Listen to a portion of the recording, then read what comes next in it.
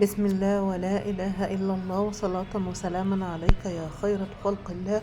اللهم صل وسلم وبارك على سيدنا محمد وعلى آله وصحبه وسلم. يسعد صباحكم ويسعد جميع أوقاتكم إن شاء الله تكونوا بخير، ورجعت لكم فيديو جديد.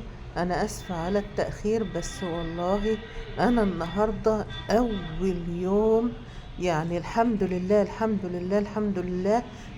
ادعوا لي بس. يعني أول يوم أبتدي احط رجلي كده على الارض. انا كان عندي دور جامد جدا جدا، دور سخونية ودور صداع يعني مزمن، والحمد لله على كل حال. عنوان الفيديو كده مظبوط؟ ايوه مظبوط. هعرفكم ايه اللي حصل بالظبط وبالتفصيل. بس يلا اشتركوا في القناة وفعلوا زر الجرس وحطوا اللايك، حطوا اللايك فضلا وليس امرا. آه بصي يا جماعة الخير، والله انا عشت يوم رعب. بصوا دي الشقة، الدور الرابع عندنا اللي هي متأجرة، اللي صاحبها عمل يعني الحمد لله خلاني يوم مش عايزة اقول لكم مرعوبة. انا طالعة على السلم وانا ادعولي بنهج، ادعولي بس طبعا ادعولي بقى ان انا انا داخلة بالله احط. عليكم اقوم من التعب ده. اول يوم النهارده ابتدي والله ان انا اقدر احط رجلي على الارض. الحمد لله رب العالمين. اللي عمله بقى صاحب الشقة اللي انا وريتها لكم دي، يعني سبحان الله. هوريكم كل حاجة وهقول لكم على كل حاجة، بس ما اقول لكم ايه اللي حصل للطيور. طبعا انا كنت منزله فيديو من يومين، والحمد لله رب العالمين. كنا فين وبقينا فين لاجل ان الطيور مناعتها بسم الله ما شاء الله عاليه تبارك الله، فاستجابت للعلاج بسرعه جدا. حطت لهم الدواء طبعا 3 ايام اللي انا حطيته لهم دول، ولحقت الحاجه وحبستها الحمد لله النهارده.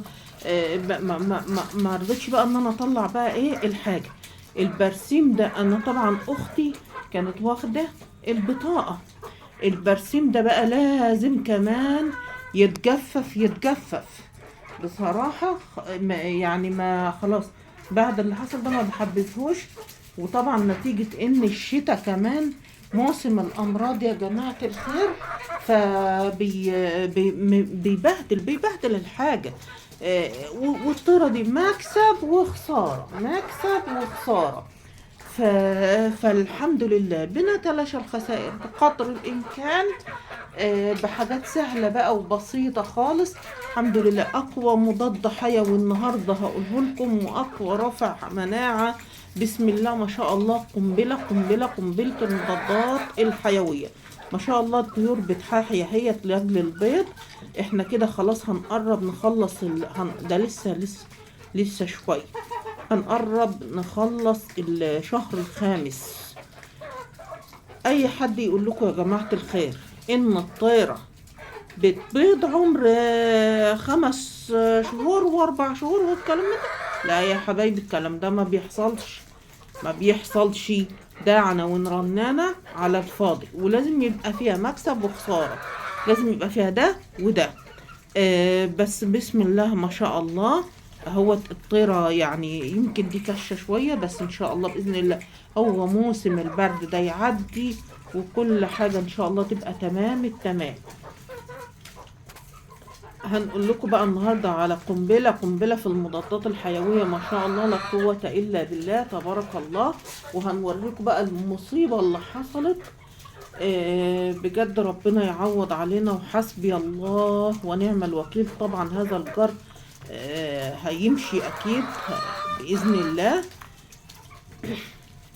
بس هنوريكم يا رب يمشي، يا رب نأمل إنه يمشي. هنوريكم الأول الحاجة ديت اللي أنا هحطها للطيور، واللي هي كانت سبب الحمد لله في إن الطيرة تعدي اللي حصل ده. سارق حاجات لدرجة إن أنا طلعت وقسما بالله الطشت اللي أنا بحط فيه أكل للطيور ما لقيتهوش. قبل كده صينية بتاعه اكل قديمه انا كنت بحط فيها اكل للطيور، حطها على السلم برضك ما لقيتهاش. كل دي حاجات تافهه وبسيطه. قلت يعني مثلا الصينيه يمكن يكون هوا طيرها وقعها في الشارع، في صينيه تانية كبيره وتقيله خالص راح هو سارقها برضه. سرق حاجات يا جماعه الخير أكتر من 70,000 جنيه، أكتر بكتير. هنا بقى حطيت البصل والثوم اهوت، ده منقوع المضادات الحيوية كلها بسم الله ما شاء الله فيه.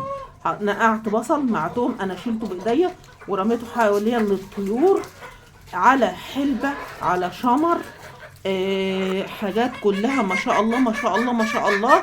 هنوريكم بقى الكارثة ونفرجكم على كل حاجة. بصوا يا جماعة الخير، انتوا شايفين العشة ديت انا كنت قافلاها بمفتاح بالقفل، وكان في رزة هنا هنا هوت، سرق الرزة بالقفل. طيب نفتح بقى نوريكم ونقول لكم ايه اللي مسروق حاجات اكتر من 70,000 جنيه. المكنة بتاعت الكهرباء، حاجات اللي يعرف قيمتها يعني يمكن ارخصهم المكنة بتاعت الكهرباء. اليافطة دي كانت مبلغ وقدره. اليافطة بتاعت اللي اخويا كان حاططها، معدات وحاجات. الأوضة دي كانت مليانة ويفط وحاجات. ده ما عادش في الأوضة حاجة، ده هلهل الأوضة. حسبي الله ونعم الوكيل فيك. ده الأوضة ما عادش فيها حاجة، يعني ما عادش فيها حاجات تذكر. سرق كل ده، حاجات أكتر من 70,000 جنيه. والله العظيم يعني أنا مش عارفة أقول لك إيه يا بني آدم. حسبي الله ونعم الوكيل فيك. يعني لحد بص الطشت والصينية والحاجات دي، حاجات كلها تافهة وبسيطة، تمام. حاجات زي كده دي حاجات اللي يعرف قيمتها غالية يا جماعة. اللي اتسرق من هنا غالي وباكيتات وحاجات، يا نهار أبيض.